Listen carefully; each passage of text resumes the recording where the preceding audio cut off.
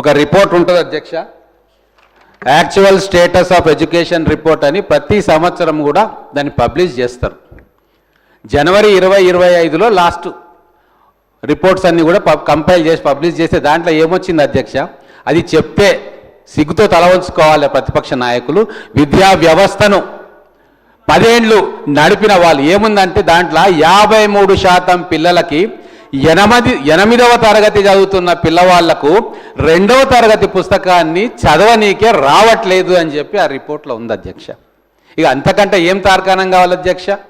10 సంవత్సరాల వాళ్ళ పాలనలో ఇంత దారుణంగా విద్యా వ్యవస్థ తయారైతుంటే ఇంకా మేము చాలా చేసినాం ఇంకా అని చెప్పి చెప్పడం అనేది చాలా దారుణం అధ్యక్ష.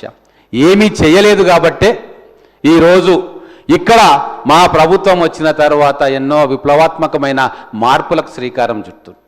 అధ్యక్ష, ఒక మాట చెప్పదలుచుకున్నాం. మనకు స్వాతంత్రం వచ్చిన తర్వాత మన మొదటి ప్రధానమంత్రి జవహర్లాల్ నెహ్రూ గారు మహల్నోబిస్ అనే ఒక గొప్ప ఆర్థిక శాస్త్రవేత్తను పిలిపించి మన భారతదేశానికి ఏం కావాలి, ఒక స్ట్రక్చర్డ్ పాలసీ ఇవ్వమంటే ఆయన అందరితోటి సంప్రదించి 5 ఇయర్ ప్లాన్స్ని తీసుకొచ్చింది అధ్యక్ష.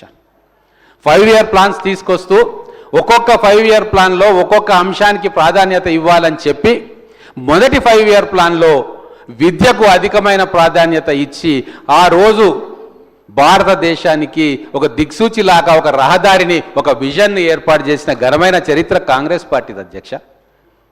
అందులో భాగంగానే ఐఐటీలు వచ్చినాయి, ఐఐఎంలు వచ్చినాయి, చాలా రకాల ఇన్స్టిట్యూషన్స్, ప్రపంచవ్యాప్తంగా పేరుగన్న ఇన్స్టిట్యూషన్స్ అన్నీ కూడా ఆ రోజు మా పెద్దలు, మా కాంగ్రెస్ పార్టీ పెద్దల ఆధ్వర్యంలో ఒక విజన్ డాక్యుమెంట్ ద్వారా ఒక విజన్ తోటి ఈరోజు భారతదేశంలో విద్యా వ్యవస్థను మంచి మార్గంలో ప్రయాణం చేసేటట్టుగా చేసిన ఘనత మాది అధ్యక్ష. మరి తెలంగాణ రాష్ట్రం వస్తే అంతకంటే గొప్పగా సాగుతుంది మన విద్య, మన పిల్లలకు బ్రహ్మాండమైన విద్య అందించవచ్చు అని చెప్పి అనుకున్నాం. కానీ జరిగింది ఏంటి అధ్యక్ష? ఈరోజు మా నియోజకవర్గంలో విద్యకు అనుబంధంగా అనేక స్కూళ్ళలో తిరిగిన నేను ఒక చిన్న డాటా ఇస్తా అధ్యక్ష. రాష్ట్రం గురించి నేను మాట్లాడతలేను, ప్రత్యక్షంగా నేను చూసిన విషయాన్ని మీకు చెప్తా. అది ఎట్లా అంటే అధ్యక్ష, వాళ్ళు కొన్ని వేల కోట్లతోటి ఎన్నో చేస్తామని చెప్తా ఉన్నారు. ఒక చిన్న స్టాటిస్టిక్స్ మీకు చెప్తా. మా గవర్నమెంట్ స్కూల్స్ మహబూబ్ నగర్ కాన్స్టిట్యున్సీలో ప్రైమరీ స్కూల్స్ కావచ్చు, అప్పర్ ప్రైమరీ కావచ్చు, హై స్కూల్స్ కావచ్చు, దాంట్లో పిల్లలు కూర్చోవడానికి డెస్కులు లేవు అధ్యక్ష, కింద కూర్చుంటా ఉన్నారు. సరే చిన్నపిల్లలు కింద కూర్చుంటే ఇబ్బంది లేదు కానీ అధ్యక్ష 8, 9, 10 తరగతులు చదివే ఆడపిల్లలు ఆ వయసులో కింద కూర్చుంటే వాళ్ళు పడే శారీరక బాధ కానీ మానసిక హింస కానీ ఎట్లుంటుంది అధ్యక్ష? ఒక మహిళా విద్యా మంత్రిగా ఉండి 5 సంవత్సరాలు విద్యా మంత్రిత్వ శాఖను ఘనంగా చెప్పినామని చెప్పి ఈరోజు ఇంత పెద్ద లెక్చర్ ఇచ్చిపోయిన వ్యక్తి మహిళలకు, ఆడపిల్లలకు 8, 9, 10 తరగతిలో చదివిన ఆడపిల్లలకు కింద కూర్చొని పెట్టి చదువులు చెప్పింది అధ్యక్ష. మా ఒక్క నియోజకవర్గంలోనే 5,700 డెస్కులు అవసరం ఉండే డ్యువల్ డెస్కులు 22 లక్షల కోట్ల రూపాయల బడ్జెట్ను ప్రవేశపెట్టిన వీళ్ళు నా కాన్స్టిట్యున్సీలో ఉన్న ఆడపిల్లలకు 5,000 డెస్కులు ఇవ్వడానికి వాళ్ళ దగ్గర నిధులు లేవు, ఇంకేం గొప్పగా చేసిండ్రు, ఈ విద్యా వ్యవస్థను అభివృద్ధి చేసిండ్రు అని చెప్పి ఈ సభ ద్వారా తెలంగాణ ప్రజలకు నేను చెప్పదలుచుకున్నాను అధ్యక్ష. మేము 600 డెస్కులు ఈ ఒక్క సంవత్సరంలోనే ఇచ్చినాం. ఇంకో విషయం అధ్యక్ష, చాలా చేసినామని చెప్పారు కదా, మరి అన్నీ చేస్తే మేము వచ్చిన తర్వాత అమ్మ ఆదర్శ పాఠశాలలో 24,000 పనులు మేము ప్రారంభం చేసి కంప్లీట్ చేసాం అధ్యక్ష. ఇంకా చేయాల్సినవి ఉన్నాయి. మరి వీళ్ళు 10 సంవత్సరాలలో 24,000 వర్క్స్ చేశారా? దాంట్లో మరుగుదొడ్లు ఉన్నాయి, వాటర్ కనెక్షన్స్ ఉన్నాయి, ఎలక్ట్రిసిటీస్ ఉన్నాయి, చిన్న చిన్న రిపేర్స్ ఉన్నాయి. మరి ఇవన్నీ కూడా వాళ్ళ దృష్టికి రాలేదు. కానీ 1000 రెసిడెన్షియల్ స్కూల్స్ కట్టినాము, చాలా గొప్పగా కట్టినామని చెప్పిపోయినారు. ఒక్కరు కూడా ఇక్కడ లేరు మళ్ళీ సమాధానం ఇవ్వడానికి. మరి 1023 రెసిడెన్షియల్ స్కూల్స్ కడితే 660 స్కూల్స్లో సొంత భవనాలు లేవు అధ్యక్ష. అదే మహల్నోబిస్ గారు మళ్ళీ ఒక మాట చెప్పింది ఆ రోజు, ఇది వినాలే. ప్రతిపక్ష సభ్యులు ప్రతిసారి మీరు అది చేయలేదు, మీరు అది చేయలేదు అంటారు కదా, బాధ్యతారహిత్యంగా బాధ్యతతో కూడిన వ్యక్తులం కాబట్టి నేను ఈరోజు ఒక మాట చెప్తా ఉన్నా. ఆ రోజు ఒక సోషల్ ఇంపాక్ట్ కానీ లేదా ఎడ్యుకేషనల్ సంబంధించిన అంశాలకు కానీ ఒక పాలసీ డెసిషన్ తీసుకున్న తర్వాత గ్రౌండింగ్ చేయడానికి 3 సంవత్సరాలు పడుతుంది అధ్యక్ష. అలాగే ఇన్ఫ్రాస్ట్రక్చర్ ప్రాజెక్ట్స్ను ప్లానింగ్ చేసుకొని దాన్ని గ్రౌండింగ్ చేసి ఆ రిజల్ట్స్ రావడానికి 10 సంవత్సరాలు పడుతుంది అధ్యక్ష. మెడికల్ ఇన్ఫ్రాస్ట్రక్చర్ను ప్లానింగ్ చేసుకొని గ్రౌండింగ్ చేయడానికి 5 సంవత్సరాలు పడుతుంది అధ్యక్ష. ఇది ప్రపంచవ్యాప్తంగా ఒక పనిని మనం అనుకొని విజువలైజ్ చేసుకొని ప్రణాళిక రచించి ఫండ్స్ కేటాయించుకొని గ్రౌండింగ్ చేయడానికి పడే సమయం అని చెప్పి అంతర్జాతీయంగా ఎకనామిస్టులు కానీ మిగతా వాళ్ళు తీసుకున్న సమయం. మరి ఈ 10 సంవత్సరాలు వాళ్లకు దొరికితే వాళ్ళు ఏం చేశారు అధ్యక్ష? 15 నెలల్లో 3 నెలలు కోడ్కు పోయిన తర్వాత, ఎలక్షన్ కోడ్ వచ్చిన తర్వాత కేవలం 12 నెలల్లో మేము చేసిన పనులను ఒక్కసారి బేరీజ్ వేసుకోవాలి కదా అధ్యక్ష. వాళ్ళు చేయలేని పనులు ఎన్నిటినో మేము చేస్తూ ఒక దిశానిర్దేశం మా ఎడ్యుకేషన్ రంగానికి, విద్యా వ్యవస్థకి ఇచ్చే ప్రయత్నం మేము చేసినాం. కేవలం విద్య కోసమే విద్య అన్నట్టు కాకుండా సమాజం మొత్తాన్ని బాగు చేసి దాన్ని విద్య వైపు మరలించేటట్టుగా మేము వినూత్నమైన పథకాలు తీసుకురాలేదా అధ్యక్ష? ఒక్క ఉదాహరణ చెప్తా. మేము రాగానే ఇదే అసెంబ్లీ ప్రాంగణంలో మన అందరం కూడా పాల్గొన్నాం. మన గౌరవ ముఖ్యమంత్రి గారు, మిగతా మంత్రులు, మేము అసెంబ్లీలో వచ్చిన 2వ రోజు 3వ రోజు వెళ్ళి మహిళల కోసం ఫ్రీ బస్సును మేము ఆ రోజు మన అందరం ప్రారంభోత్సవం చేసుకున్నాం కదా అధ్యక్ష. దాని ఇంపాక్ట్ ఈరోజు తెలంగాణ వ్యాప్తంగా మహిళల విద్య మీద అద్భుతమైన ఇంపాక్ట్ అది కనబడతా ఉంది. అది వాళ్ళకు కనబడతలేదు కానీ సమాజం అర్థం చేసుకుంటుంది అధ్యక్ష. ఎటువంటి ఇంపాక్ట్ పడుతుందంటే ఉదాహరణ చెప్తా. ఇబ్రాహీంపట్నంలో, మహబూబ్ నగర్లో వొకేషనల్ ఇంటర్మీడియట్ కాలేజీలు ఉన్నాయి అధ్యక్ష. గతంలో 50% కూడా సీట్లు ఫిల్ కాలే అక్కడ. కానీ ఈరోజు దూర ప్రాంతాల నుంచి అమ్మాయిలు 20 కిలోమీటర్లు, 30 కిలోమీటర్లు, 40 కిలోమీటర్లు ఆ బస్సులల్లో వచ్చుకుంటూ ఆ వొకేషనల్ ట్రైనింగ్ కాలేజీలో ఎంఎల్టీ కోర్సులు కావచ్చు, కంప్యూటర్స్ కావచ్చు, తర్వాత మిగతా టెక్నికల్ అంశాలకు సంబంధించిన కోర్సులను ఆ రోజు జాయిన్ అయ్యి 50% అటెండెన్స్, 50% ఎన్రోల్మెంట్ పెరిగింది అధ్యక్ష. గతంలో 50 మంది అమ్మాయిలు ఉండి 50 సీట్లు ఖాళీగా ఉంటే ఈరోజు 150 మంది అమ్మాయిలు వచ్చి అక్కడ చదువుకుంటున్నారు అధ్యక్ష. ఇటువంటి ఎన్నో విప్లవాత్మక మార్పులు ఆలోచన చేసి ఆచరణలోకి తీసుకొస్తా ఉన్నాం. ఎందుకంటే ఇక్కడ ఒక వ్యక్తి ఆలోచన కాదు, సమిష్టి ఆలోచన జరుగుతుంది. కాబట్టి సమాజానికి ఏది అవసరమో ఏది కాదు, ఎక్కడ ఖర్చు పెట్టాలి, ఎక్కడ ఖర్చు పెట్టకూడదు అని చెప్పి ఒక నిర్దిష్టమైన ప్రణాళికతోటి ముందుకు పోతా ఉన్నాం. కాబట్టి మనకి రిజల్ట్స్ వస్తూ ఉన్నాయి అధ్యక్ష. ఒక చిన్న విషయం, ప్రపంచంలో మన కోవిడ్ ఎప్పుడు వచ్చింది అధ్యక్ష? 2019లో మొదలైంది. దాని ప్రభావం 2020 కోవిడ్. ఆ రోజు ఆ కోవిడ్ దుష్ప్రభావం వలన ప్రపంచ దేశాల్లో ఆర్థిక వ్యవస్థలన్నీ కూడా కుప్పగోల్పోయిన సందర్భం. అమెరికా, చైనా, యూకే లాంటి ఎన్నో దేశాలు, అప్పటిదాకా బలంగా ఉన్న దేశాలు పారిశ్రామిక రంగంలో కావచ్చు, మిగతా రంగాల్లో కావచ్చు, చాలా ఇబ్బందులకు గురైనాయి. ఒక్క అమెరికానే $36 ట్రిలియన్ అప్పును తీసుకొని ఆ కోవిడ్ యొక్క పరిణామాల నుంచి బయటపడడానికి, ఆ అప్పును తీర్చడానికి వాళ్ళ పౌరసత్వాన్ని కూడా ఈరోజు $5 మిలియన్ కోసం అమ్ముతున్న చరిత్ర మనం ఈరోజు చూస్తూ ఉన్నాం.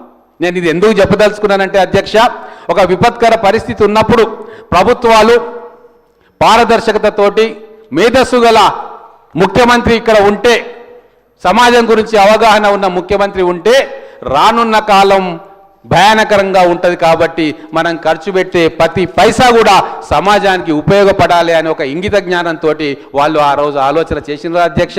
మన గత పాలకులు, మన గత ముఖ్యమంత్రి గారు ₹1,00,000 కోట్ల పనికిరాని నిరర్థక కాళేశ్వరం ప్రాజెక్టులో ముంచి ఈరోజు 65,000 కోట్ల సాలీన అప్పు కట్టేటట్టు చేసిన దుర్మార్గపు పరిపాలన వల్లనే కదా ఈరోజు క్యాపిటల్ ఎక్స్పెండిచర్ కోసం మేము నెలకు ₹500 కూడా ఖర్చు పెట్టలేని దౌర్భాగ్యమైన పరిస్థితికి తీసుకొచ్చింది ఎవరు అధ్యక్ష? వాళ్ళు కాదా? మేమున్నామా 10 సంవత్సరాల నుంచి అధికారంలో? వాళ్ళు ఉన్నారు. గౌరవ మాజీ ఫైనాన్స్ మినిస్టర్ గారికి తెలియదా మన ఆర్థిక పరిస్థితి 2014లో ఎట్లుండే? ఆ రోజు 16,000 కోట్ల మిగులు బడ్జెట్ తోటి ఈ రాష్ట్రాన్ని వాళ్ళ చేతికి ఇస్తే, మాకు 10 సంవత్సరాల తర్వాత వాళ్ళు చేసిన నిర్వాహకం వల్ల మా చేతికి ఏమొచ్చింది అధ్యక్ష ఖర్చు పెట్టడానికి? అయినా సరే ఏ రూపాయి అయితే ఖర్చు పెడితే సమాజానికి ఉపయోగపడుతుందో, ఏ సంక్షేమ పథకాలు మేము మొదటి ప్రియారిటీగా ఇవ్వాలనో లెక్క వేసి మరి సలహాలు తీసుకొని అదే గ్రౌండింగ్ చేసాం తప్ప వాళ్ళకి ఏది దోస్తే అది తెల్లారి అనౌన్స్ చేయలేదు అధ్యక్ష మా ప్రభుత్వం.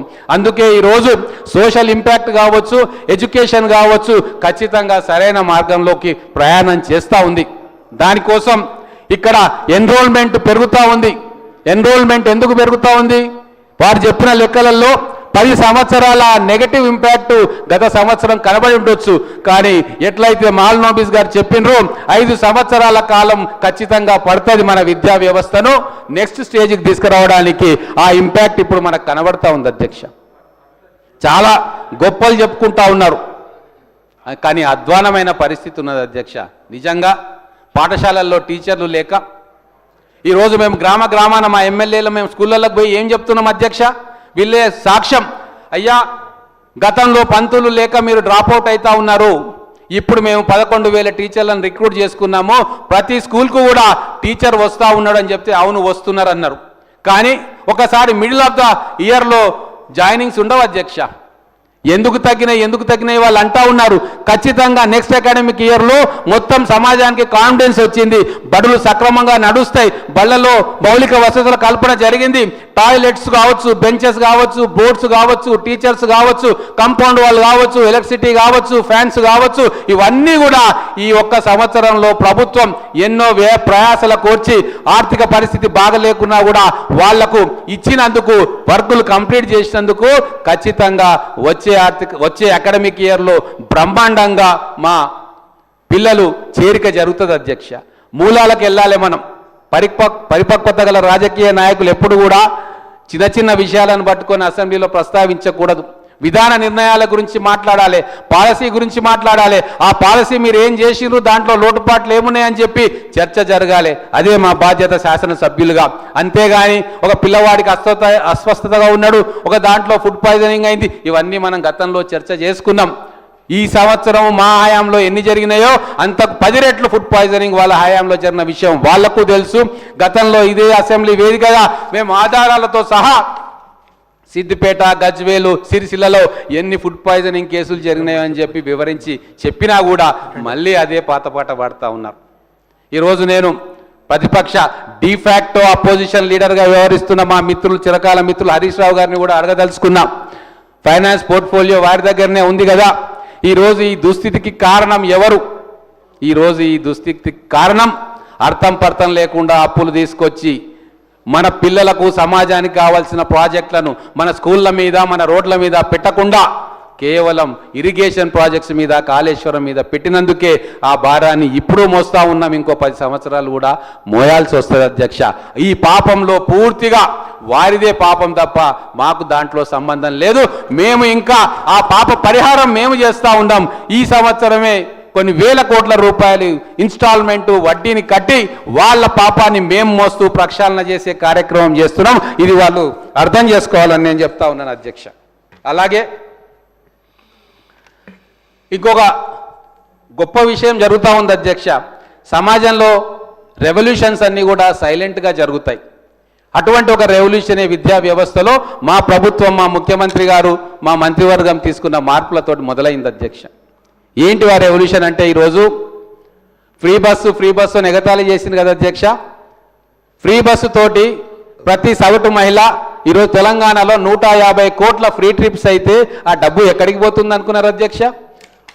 5,000 కోట్ల రూపాయల డబ్బు మా ఆడపడుచుల దగ్గర జమ అయితే దాన్ని అది కూడా సర్వే చేస్తున్నాం అధ్యక్ష. ఆ డబ్బు ఎక్కడ ఖర్చు పెడతా ఉన్నారు అధ్యక్ష వాళ్ళు? ఆ డబ్బు పిల్లల ఎడ్యుకేషన్కు, వాళ్ళ ఇంట్లో సరుకులు కొనడానికి, అలాగే న్యూట్రిషన్. మీరు నెక్స్ట్ 1 or 2 ఇయర్స్లో లెక్కలు తీయండి అధ్యక్ష. మాల్ న్యూట్రిషన్ రేటు ఎంత తగ్గుతుందో చూడండి.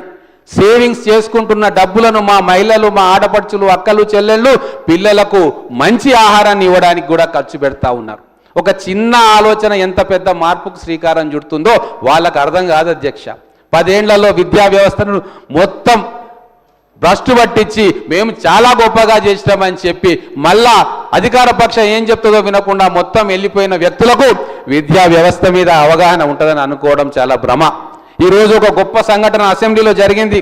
మా తోటి శాసనసభ్యులు అందరూ కూడా అసెంబ్లీలో మీరు ఏం మాట్లాడతారు అంటే అందరూ కూడా మేము ఎడ్యుకేషన్ గురించి మాట్లాడతామని చెప్పి శ్రీధర్ బాబు గారిని రిక్వెస్ట్ చేయడం జరిగింది. అంటే ఒక మార్పు ఎంతగా మార్పు దోహదపడుతుందంటే ప్రతి శాసనసభ్యులు, మా అధికార పక్షంలో ఉన్న వాళ్ళు ఈ ఎడ్యుకేషన్ ఇంప్రూవ్ చేయడం, విద్యా వ్యవస్థను బాగు చేయడం మా అందరి బాధ్యత, లక్ష్యం అని ప్రవర్తిస్తూ ఉన్నారు. వాళ్ళకు గ్రౌండ్ రియాలిటీస్ తెలుసు కాబట్టి ప్రభుత్వం చేస్తున్న మంచి పథకాలను, ఈ విద్యా వ్యవస్థలో తీసుకొస్తున్న సమూలమైన మార్పులను రాష్ట్ర ప్రజలకు చెప్పాలి, అందులో మా భాగస్వామ్యం ఉన్నదన్న విషయాన్ని కూడా చెప్పాలని చెప్పి అందరూ కూడా ఉత్సాహంతో ఎడ్యుకేషన్ సబ్జెక్టునే ఎంచుకుంటున్న తీరును చూస్తే అధ్యక్ష, ఈ ప్రభుత్వం సరైన దారిలో పోతా ఉంది. మా శాసనసభ్యులు, మా నాయకులు కూడా సరైన దారిలో నడుస్తున్నారని